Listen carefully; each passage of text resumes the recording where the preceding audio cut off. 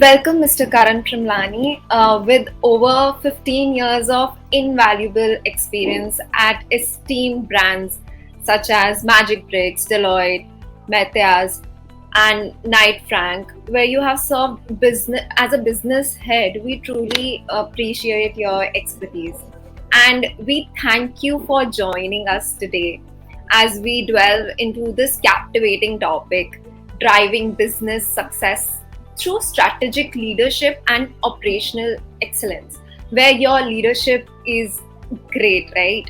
So, without further ado, let us start with our first question.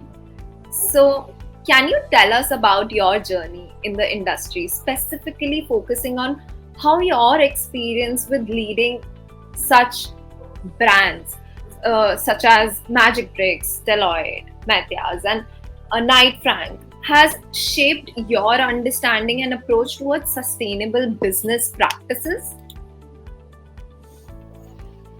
Yeah. Hi, Pratikya. Glad to be on the show.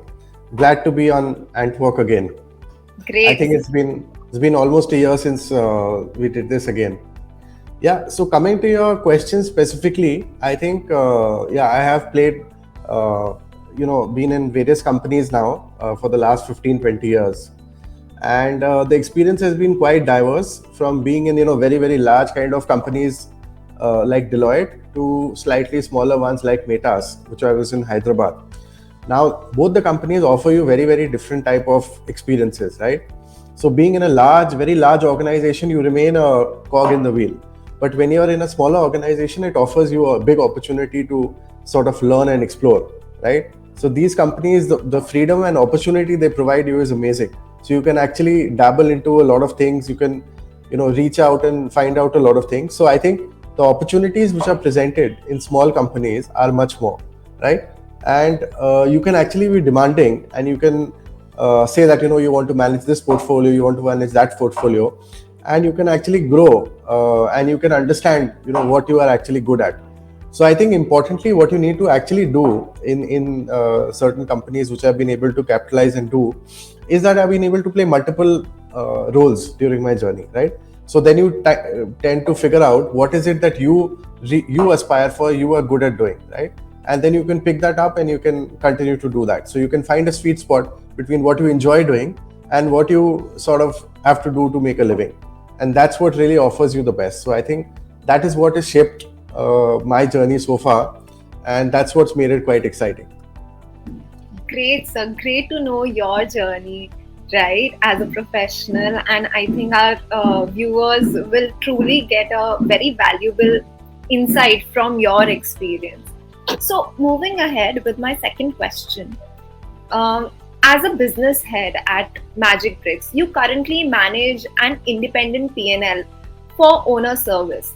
So, could you share your approach to effective P&L management and achieving financial success?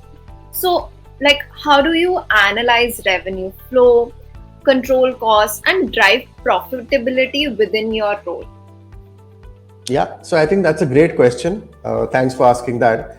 So currently, I'm not managing an active P&L, but in the last 4 or 5 years, I've been in different P&L roles at Magicbricks per se, right? So there have been P&L roles where I've managed the home loan business and a few other businesses as well. Now, these have been very interesting, and they've shaped where I come from, and it gives you a very good perspective of actually when you manage a P&L, you actually appreciate what's really happening in the support functions. So I think that's really critical and important. Now, coming to the specific question, I think it's very important, if you have to manage a P&L with financial success, that you figure out what's the right channel, right, that you have to go after, and what are the right segments that you need to drive. So as a company which is getting into a particular space, or a company which is already in a field, if you are in a hyper competitive industry like Magicbricks, for example, when it entered home loan, it was in a very competitive industry with a lot of players in it, right? So we had to find a particular channel or a particular space that was proprietary for us. You need to find a space that cannot be copied by competition, right? Because if they come and they copy you, then you won't be able to build with financial success. So it's very important to have a channel. It's very important to have a segment which is your own, right, which no one can copy. and I think that's super critical for the business. The other thing, Pratiksha, which is very important for the business, is that you need to define what your customers are like, right? And you need to build valuable products for them, and you need to have something which you give them which other competition is not able to give. So there are two axes really. There's a y-axis and there's a x-axis. Either you provide them a lot of value on the x-axis, or you provide them good service on the y-axis, right? So customers will come and remain with you if you provide value to them, if you are a noted brand which they feel good about working with, if you've given them great service, or if there's a great deal on the table that you've provided them, right? Then customers will value you. But most importantly, let me give you an example. So for example, if you're listing yourself on a matrimonial portal, or you're putting up a property on a portal like Magicbricks, right? What do you come for? Ultimately, you come for success. You come for the final win, right? You want that property, or you want the bride or the bridegroom. Now, in these kind of cases, you need to explain the product that you're selling to the customer and be very clear about what the expectations are. So I think the expectation settings when you're selling have to be very, very good and critical, so that even if finally, you're not able to render finally what the customer wanted because of certain reasons, because in these kind of cases, the customer himself is very choosy and picky, right? But at least the customer knows what he's getting, and you're going to give him what you've told him. So there is no expectation mismatch, and the customer is happy. Now, if you can do that, chances are you will also get a success at the end of the day. And with that happening, you can sort of build a lot of happy customers, a lot of loyal customers, and that will increase your sort of pool, and it'll increase your financial success. The other thing is that you need to be very, very cognizant of cost. So cost always has to be kept low. You need to keep a quarterly target for costs. You need to have an income to sort of cost ratio defined, and every quarter you need to review it, where you are performing. Are you going up or are you going down, right? If you have a large feet on street team as well, you need to break that into city 1, city 2, city 3, city 4, and see your income to cost ratio there, and also see what kind of tooth to tail ratio you have. So for example, if there is one manager and there are 7 people under him, is that the right tooth to tail ratio? Or if there's one manager, do you have 20 people under him, right? So it's definitely not optimal to have one manager to 3 people under him, because then you have a very, very big managerial layer. So you can control costs by looking at how your org structure is, and you can also set a benchmark of your top performing city, right? And that top performing city will be the benchmark for the remaining cities, and that's how you manage your cost and benchmark your cost. I think about P&L, that was pretty insightful, and what you said are the strategic steps and how you can do it is very valuable and very crisp, right?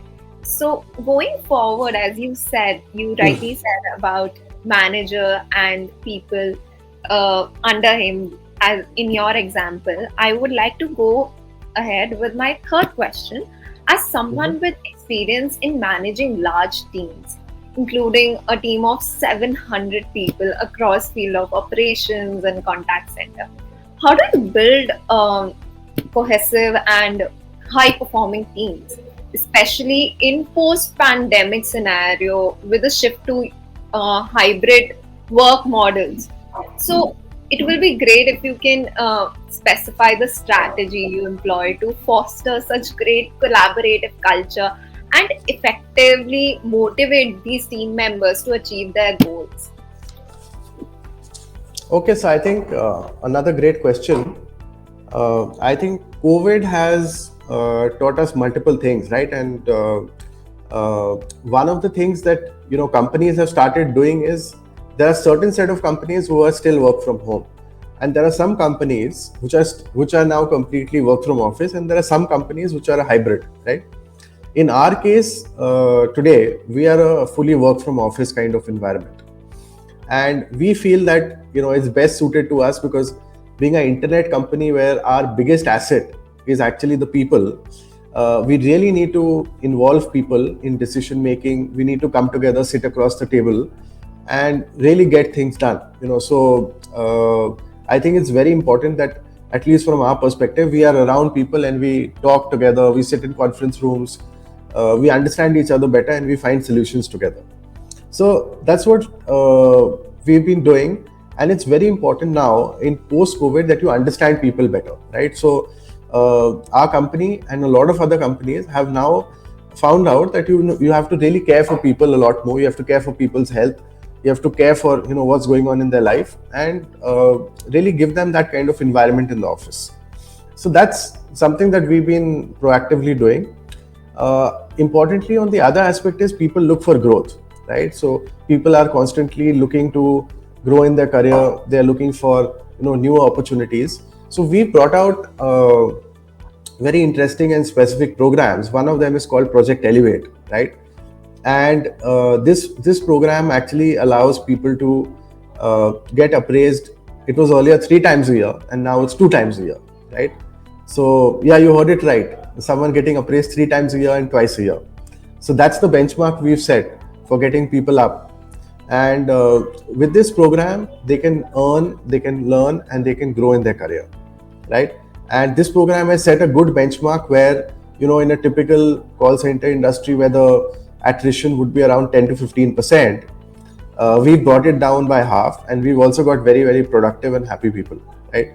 So with these kind of programs, with a good culture around to sort of invite people in the decision making, with a lot of activities we do to engage people on a Friday and on a Monday, because Monday is when you're coming back from a long weekend, and with very rewarding and good incentive programs, we've been able to sort of get a lot of people motivated and work very collaboratively with us. Great. So that are some great initiatives. So if I ask you to summarize these points, and if you have to impart your wisdom and give us three key mantras for managing such big teams and make them more collaborative and motivated, what would that be?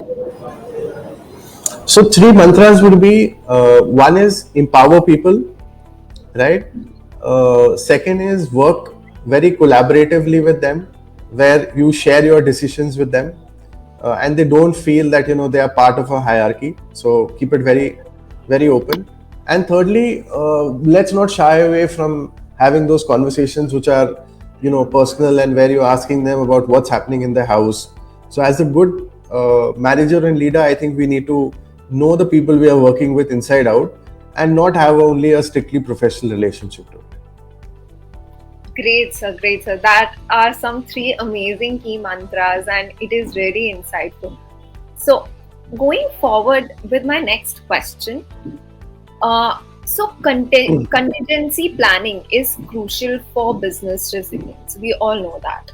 So, if you have to share a specific scenario where you anticipated and planned for a potential risk and contingencies within your operations, how did you effectively identify and mitigate these risks, ensuring very minimal disruption to business operations, and maintaining high level of customer satisfaction? What was your approach about it? Sure. So another great question. So I think at a particular point of time, we faced a lot of challenge where we had employees who were leaving us, and when we found out where they were going, they were being targeted by 2 or 3 companies in our sector and even outside our sector, right? So we were faced with a big challenge of how to ring fence our top performers, because at that point of time they were also attriting because they had not made money. So one was that we had competition, and second was our own guys who were not making money, they were also leaving. So we had to sort of come up with ways to ring fence our team. One of the things we did is we immediately got in incentive programs which were with a slightly lower benchmark, so that a lot of people could make that incentive and feel that comfort in the short term. But what we realized very quickly is short-term incentives are not really what hold people back in the organization, right? It's always a long-term perspective, and it's always a fact that people take a very motivated, hasty kind of decision when you see something good, maybe a 50-60% hike, but what you don't realize is it will be very short-lived, right? So what we did was we had a lot of management discussions in very, very small groups of people, And we explain to them that, you are working with a top brand today, and the top brand allows you to sort of explore and do so much, and it also gives you job security. You may not have that 50% hike in the next 6 months, but be rest assured, over a 5-year period, if you perform well, you'll probably be equal, in that sense. So that's the kind of discussions we had with a lot of people. Financially, again, financial motivation is not the only motivation. What we also did was to enable people to really come up and become part of various things we were doing. So, for example, we launched mentor-mentee programs where the people who were doing better were helping the newcomers who joined. So they felt elevated. We also got in a lot of layers in the organization, which was at the team leader, group leader level, and a SME, a subject matter expert. And all of these people were in different parts of the organization. They were growing, right? So they felt elevated. And we also, heard their voices in various forums.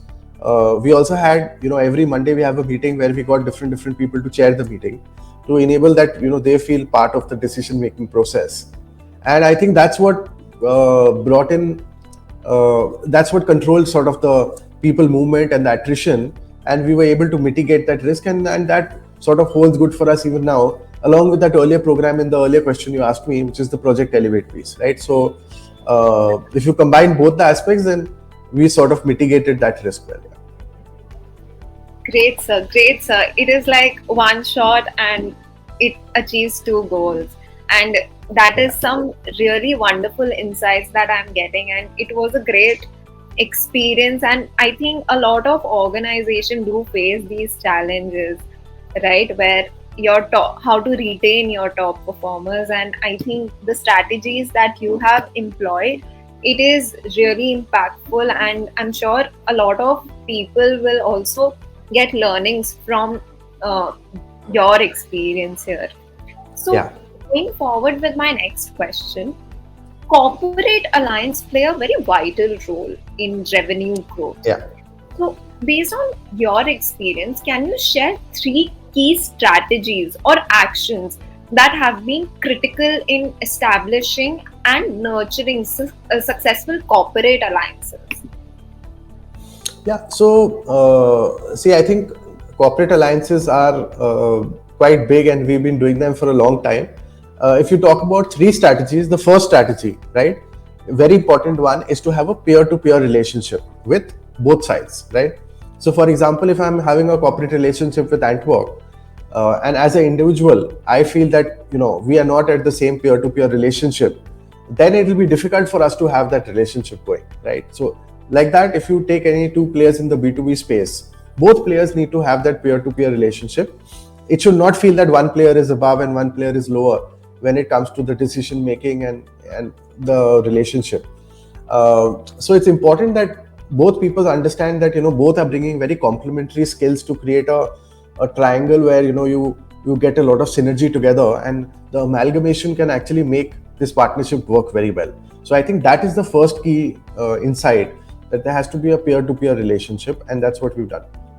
The second thing is, you need to be able to build a lot of trust. Like, so each party should know what the other party will do in future, and their plans should be very transparent, and you should know what the other person is going to do along with some amount of timelines. So, for example, when we did some large partnerships with Google, GroupM, and some of the other companies, we were very clear in terms of what were our roles and responsibilities, what were their roles and responsibilities, and what were the timelines around it, right? So there was a lot of trust which was created between the teams. In general, if there are two B2B players, or if there are any two players where we are going to do a corporate alliance, it's important that each player has that comfort and should not get out suddenly whacked out that what has really happened. Because if you are also bringing in multiple other players into this alliance, and you are the two main people who are stitching together and bringing multiple other players into this alliance, imagine if you two are not on the same page, and if you two cannot converge on certain ideas, what will the other guys feel, right? So the partnership will break up through and through. So it's extremely critical to build that trust factor. That's the second thing. So the third thing going forward is you need to invest a lot in terms of people, right? So a partnership is made from people and not companies, right? So you need to you need to sort of define what you need to do and create very, very short goals, right, over a period of time. Now, those goals have to be, when they're achieved, they have to be celebrated. So the team feels, that something is moving, there's something happening, and there is, a big partnership which is being built, which is moving forward. So it's extremely critical to break down your partnership into certain goals initially, and to celebrate those milestones, because at the end of the day, it's people who make those partnerships work. It's not the company, right? So you need to celebrate those successes, and you need the people to sort of break the ice and come bound together. So that's, I think, three very important things when it comes to building good, successful corporate alliances. Yes, sir. Yes, sir. I think to simply put your idea, which is great, that it should be about people, right? And Yeah. which is very essential. And I think your three key insights about this, about building a corporate alliance, is very strategic and insightful. And with all these questions, as your experience has created, your experience and how you have created a very great learning experience and imparted success in these organizations, is truly commendable. And I truly thank you for your time and appreciate your great valuable insights and your experience that you shared with us in driving business success through your strategic leadership and operational excellence. So thank you for today, sir.